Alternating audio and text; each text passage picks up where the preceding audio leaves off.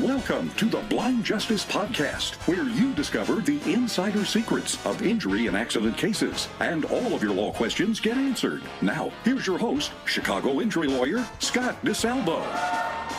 Hey guys, here we are back again with another podcast, and it's your favorite injury lawyer, Scott DeSalvo, broadcasting from the palatial studios of the conference room in my law office. It's been a little while since I've done a podcast, but I'm excited to tell you that today we've got a chiropractic physician, Dr. Scott Fladland, in studio here, and we'll be interviewing him in a little bit. I'm pretty excited about it because I think it's a great opportunity for all of you folks to hear some stuff that a doc has to say about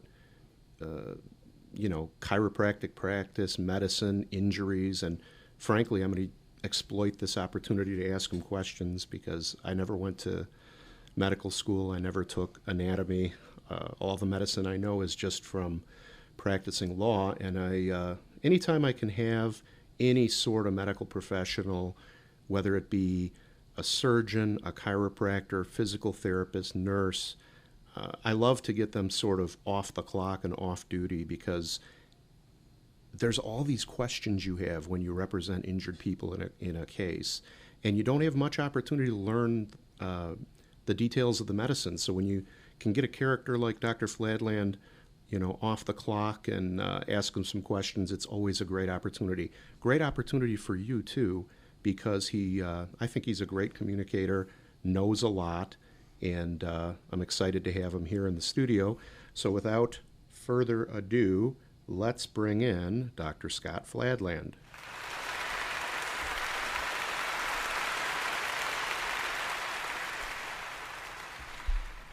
Doc, welcome to the studio. How are you doing? Very good, Counselor. Thank you for that very gracious introduction. It's not that often that I get that warm of a welcome. Thank you. Well, yeah, I guess probably the people who walk into your office are sick or in pain, so they're probably not that friendly. Pain is a wonderful motivator. Can I just shamelessly play a sound effect for you? Certainly. It really has nothing to do with medicine or anything. I just have been dying to use a sound effect like this in a podcast. Let's see if you know what movie it's from.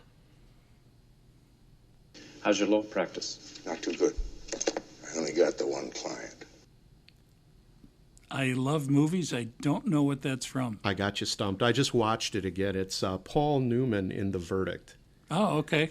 I've got all these sound effects that I prepared for the podcast, but I never have an opportunity to use them. So sorry for derailing the interview. Thank you so much for coming in and agreeing to talk today. Thank you for the invitation. So I'll tell you what. Why don't you I'm going to ask you some questions here, and you can pretty much talk about whatever you think would benefit, just regular people who aren't doctors and aren't lawyers. And, I want people, I try to educate people and have a little fun on the podcast. So I'm going to ask you some questions, but don't feel like you're locked in, right? So this is not like I'm going to be cross-examined by opposing counsel, and people are going to be jumping up and calling me names and doing all sorts of other things? Well, look, I'm not going to swear you in, but I'm willing to call you names if you'd like. Okay.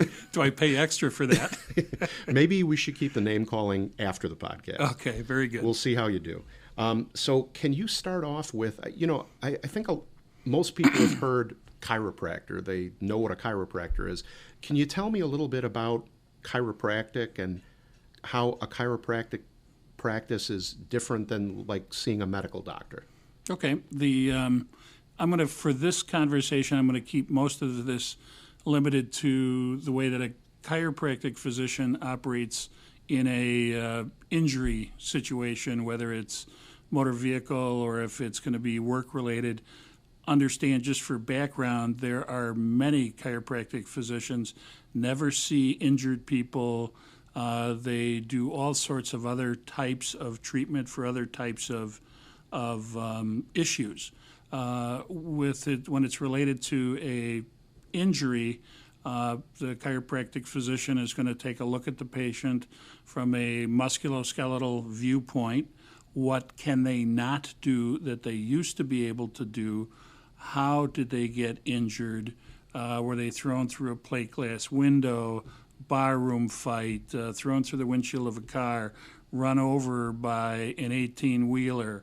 And instead of just prescribing medication, the chiropractic physician will take a structural viewpoint, get whatever diagnostic imaging needs to be taken care of, X-ray, CT, MRI, rare cases, PET scans, and we'll work with them from a chiropractic standpoint, working with them from a structural standpoint, maybe nutritional, to help the tissues that have been injured to heal. Chiropractors, myself included. I work with a lot of other types of practitioners, including orthopedic surgeons, neurologists, pain management physicians, sometimes even with physical therapists if we have to do some reconditioning. The primary treatment that a chiropractic physician uses is called a chiropractic manipulation. It's the part where the patient will discuss that they can feel their bones are being cracked. And the terminology is called a chiropractic adjustment. The joints don't move the way that they're supposed to move. They are not broken, but their ligaments are not working the way they're supposed to. The tendons aren't working the way they're supposed to. The muscles are not working the way they're supposed to. We will work with them to make that function the way that it should. Yeah, you got me where I wanted to go. It seems like, I mean, I guess we should tell the audience that you actually treated me when I had some neck and shoulder problems. Okay, well, that's good because now we've handled all of those privacy issues. Right, HIPAA is complied with, but I guess I feel like I'm sort of putting my money where my mouth is by, letting the folks know that I actually went to you for care myself. Seems like chiropractors are very into what sort of like alignment are the bones in, and then like the connective tissue and soft tissues of the body. Am I in the ballpark there? Yes. Okay. Yeah, one of the things that chiropractors get accused of, and it's usually put in a negative spin, but chiropractors are taking care of soft tissue injuries. Yes, we take care of soft tissue injuries because it's the soft tissues that hold the bones in place where they're supposed to be so they don't pinch on the nerves and cause all of these other problems. So just because you don't have a broken bone doesn't mean you're not hurt. It usually means that you're probably hurt more. And when I get accused of only taking care of soft tissue injuries, so when somebody's having a heart attack, what bone have a problem? That is a soft tissue injury. Is a heart attack, is that a serious injury? Yes. Well, and the brain and your eyes are all soft tissue as well, right? Well, thank you for making my case. I appreciate that. Yet more evidence that this is not adversarial. I remember, over the years I've taken chiropractors' depths. You guys do a hell of a lot of schooling, and you have the same anatomy. Like I got into detail with one guy one time. Frankly, I don't remember whether it was a DEP or whether we were at a social event and I was talking to the guy. The curriculum for a medical doctor and a chiro, a lot of it is the same stuff. The medical doctor, I think they have 10 years, and then a specialty. Chiropractic physicians, 4 years of undergraduate, 5 years of chiropractic school. So that's at 9, and then if you want to specialize and do radiology or do orthopedics, you can go on and you can specialize as well. So difference might be a year at the most, but we know the same anatomy. Your anatomy is the same as mine, although parts of mine are larger than yours. Boom, boom. Only because I weigh more than you. But we also have to understand, we call it toxicology in chiropractic. In medicine, it's the understanding of the drugs and how they interact with the body. My patients, when I see them, many times they're on medication. I need to know what those medications are, what they are designed to do for the body, and what the upside and what the downside of that is. I don't prescribe the medication.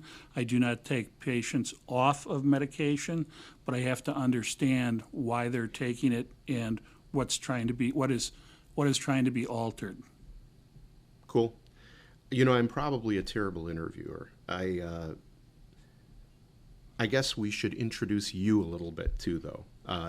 You didn't just start your chiropractic practice last week, right? No. Okay. So can you tell us a little bit, like, why did you go into chiropractic? How long you've been doing it? Where's your office?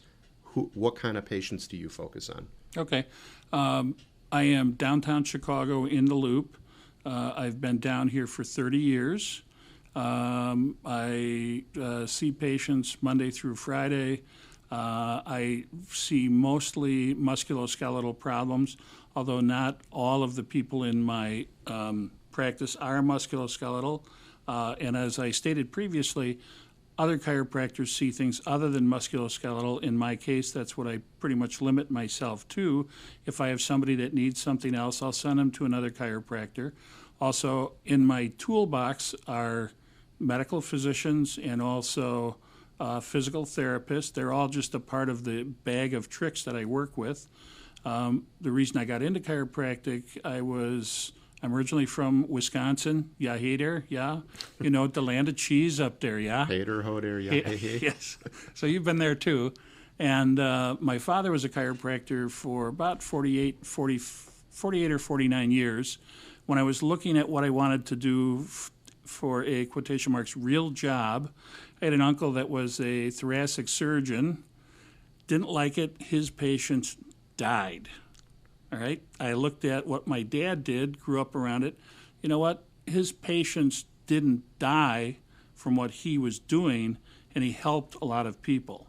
So then it was like, oh man, do I want to live in Milwaukee? Do I want to live in Sheboygan, yeah, hater, or Kohler, yeah, hater? So I came to Chicago to go to school, fell in love with this town, and Chicago it's a small town, it's a big city, but everybody knows everybody else, and if you're good at what you do, most people know that you're good at what you do. If you're not good at what you do, word gets around about that as well. So it's a big city with a small town attitude, and I like that. Yeah, okay, that's great. We're going to take a commercial break now, and we'll be back again with Dr. Fladland in just a minute or two.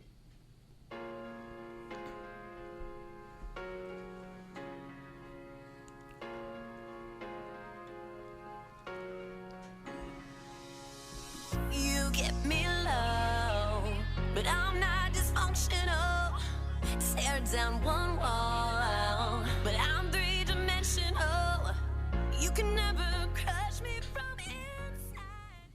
Well, we're back with Dr. Fladland, and let's talk brass tacks, okay? All right. What percent of your people have neck and back? See, the reason I'm asking you this question is a lot of the people, probably half my practice is car crash cases, and the vast majority of my car crash cases are a neck or a back only, or a neck and a back along with somebody banging their head or shoulder or knee. But there's this common car crash deal in my practice where we get a lot of neck and back injuries. So I'm curious, what percentage of your practice is neck and back? From car crash, a large portion is neck and back, but because people are in different types of positions during the crash, we wind up seeing shoulders, knees, ankle, wrist. When the airbags deploy on the car, if the patient is hanging on to the steering wheel, when that airbag deploys, it's going to wind up tearing the person's arms and hands away from the steering wheel. If the patient has their thumb hooked in the steering wheel and the airbag goes off, they're going to wind up with sprained thumbs, sprained fingers. Doesn't sound like much unless it's your right hand and you depend on your right hand to make a living. Right, if you're right hand dominant. And then you can't do your job. That becomes very real. But we've got this common denominator in these crashes of neck and back. So I mean, we're dealing with the spine, right? And I just wonder if you can talk a little bit about the structure of the spine and why is it that, we see a lot of neck and back injuries in car crashes. Okay. What's happening during the crash? If let's take an example where somebody is restrained and they're hit from the rear.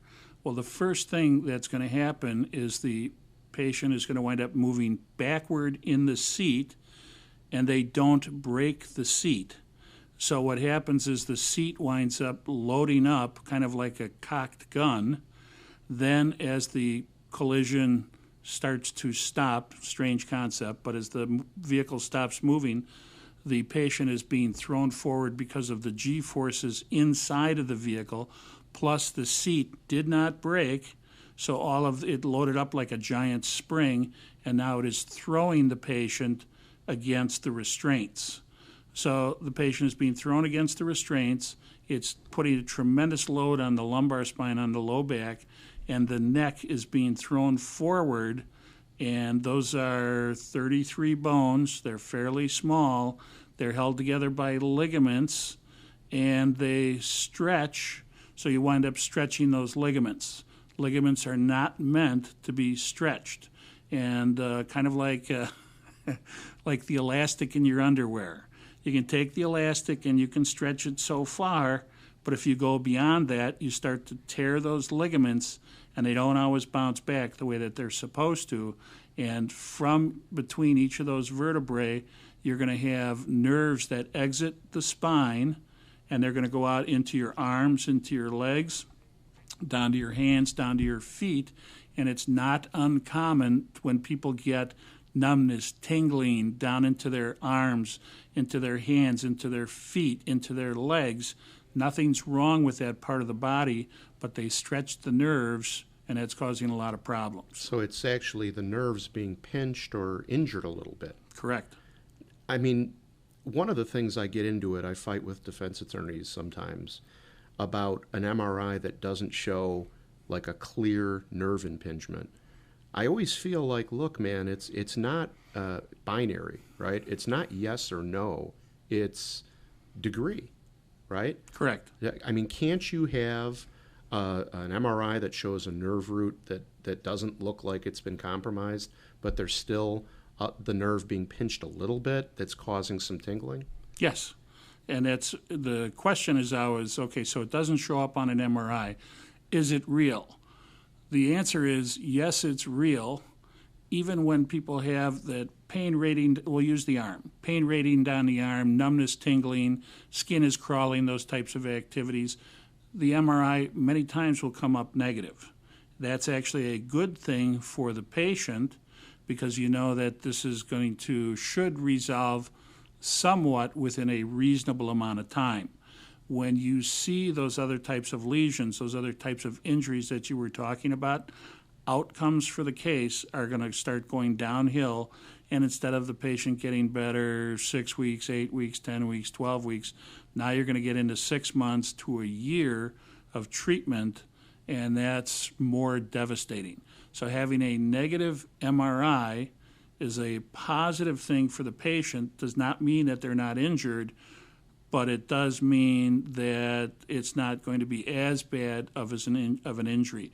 The other thing that the doctor can do to help to further illuminate what the injury is, you can have MRIs performed with the neck bent forward or with the neck bent backwards. The way that an MRI is usually taken, the neck is just in a straight position. As soon as you take the neck and you bend it forward, if you've stretched some of those ligaments, which probably won't show up in just a neutral MRI, it will start showing up in some of the x-rays, and it'll start showing up in the MRI because instead of the spine bending forward or backward smoothly, it's going to look like stair-stepping. So you can actually do like an MRI or an x-ray without the neck just in the neutral position. You can do it where somebody's head is a little bit forward or a little bit back, yeah? Yes. And then just because the bones and everything is in alignment when somebody's head is straight up, if they go forward with their head a little bit and the ligaments are stretched, the bones are going to look out of place. That's correct. And that's how you know the ligaments are stretched. Correct.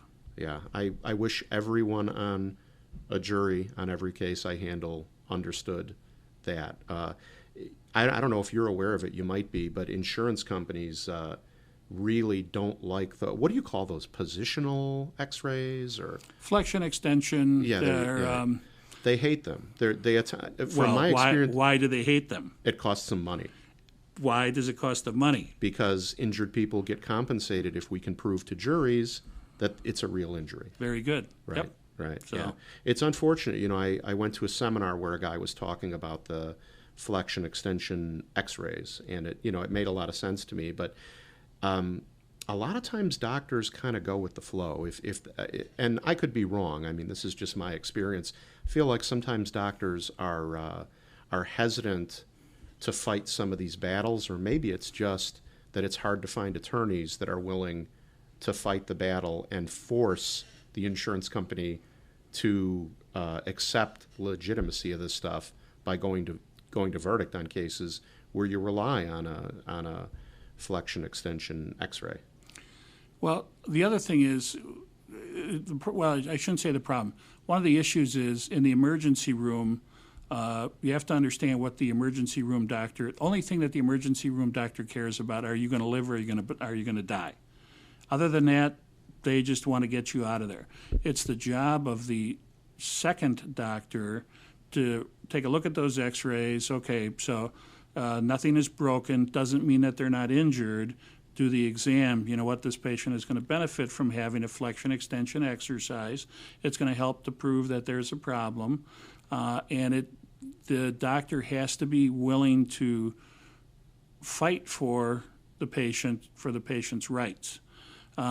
Not every attorney wants to do that. Now, my job when I'm doing this, and if you're plaintiff counsel, if you're the attorney for the doctor, if you're the attorney for the patient, it's my job to give you credible evidence that you can defend the patient. So, and you can get the patient the type of settlement that they need. Yeah. If the doctor's not willing to do that, it makes your job really tough. But honestly, it's a rare insight that you have, that you even understand that. And I tend not to blame doctors. I presume that anyone who went into medicine wants to treat patients. They don't want to spend their time in depositions and spend their times at trial. So, I get a lot of docs who kind of don't want to talk to me, or don't want to relate the car crash, or whatever it is, or they don't want to even tell me that their own bills are reasonable. I kind of understand where they're coming from, because being involved in litigation for a doctor can be like a pretty unpleasant experience. On the flip side, it makes it doubly great for me to talk to guys like you who sort of understand it. I can't put in any evidence at trial. I have to rely on the doctor to relate the injury to, the cause of the. I have to rely on a doctor to relate the car crash to the injury, is my point, and then explain why the findings prove that there is an injury, right? That's correct. Yeah, sometimes you have to make sure a primary care physician may not be the best person to treat an injury patient, and especially with a lot of the changes that have occurred in workman's compensation. There are so many ducks that you have to have in a row when it comes to doing workman's compensation. It's even with more like the AMA guidelines and all that stuff. Oh yeah, and how did the accident occur? And they even get into, say it's a bus operator, or it's somebody who drives a truck. You need to know what route they were on, who it was reported to. You have to have everything has to be line up, and it has to make sense. Whereas if it's even with a car accident person, you need to know where the accident happened, where in the city, where the vehicle was struck. Did they hit anything inside of the vehicle? If you have 4 people in one car and they are involved in a motor vehicle collision, not every person in that car is going to have the same injuries. If you have that happen, for me, that's a huge red flag. You have somebody that's behind the steering wheel. Well, they're going to have to deal with the steering wheel. If you have somebody in the back seat and they're not wearing a safety belt, they're going to have another issue. If your patient is in the death seat, which is the front passenger seat, they're going to have a whole bunch of other issues. That's a great point, and I think a lot of people don't think about it that much. You can take 4 people in a car crash, take 4 other people, same car, same kind of crash. All 4 of them could have injuries, or none of them could have injuries. But if all 4 of them have injuries, they're not going to have identical injuries. It's very unlikely. Correct. I wanted to talk to you a little bit about how the spine is sort of a great system for shock absorbing vertically, but not horizontally. But I think that you did a pretty good job of that when you were explaining like the whiplash forces. You've got your vertebrae set and then discs in between the vertebrae as shock absorbers. That's great when you're bouncing up and down, walking or jogging. Not so great when you get a horizontal or lateral force on the neck or back. That is correct. We have all now, instead of being straight forward and backward, which the spine is designed to move very simply forward and backward, those are your greatest ranges of motion. When you bend left to right, sideways, you have the ranges of motion are about 1/2 to 1/3 of what they are going forward and backward. Plus, there are a lot of little joints that are in between, that are up above and below the disc, that are basically designed to move forward and backward only. Now, if you start taking them and you're going left to right, right to left, you're going to put extra strain on those. Each of those joints, in between each vertebrae, you have a disc, a jelly-filled donut, and then each one of those joints that allow you to move forward and backward, those are fluid-filled joints. So when you take and you start moving left to right, now you're going to stretch the joint capsule on one side, you're going to compress it on the other side, so now you have same vertebrae, you have 2 different injuries on the left side versus the right side of the spine, which makes it even more challenging. Yeah. Well, Doc, I see where I don't mean to cut you off, but I actually have probably 6 more questions for you, but I see that we're running out of time. So, before we go, how can people reach you if they want to talk to you? Best way is my phone, 312-346-7313. And your last name is spelled F as in Frank, Fladland. Very good on the second attempt. Okay. Yeah, well, I've been called worse, especially by my wife. Yeah, that's true. Well, look, Doc, thanks again for coming in. I really appreciate it, folks. Dr. Fladland.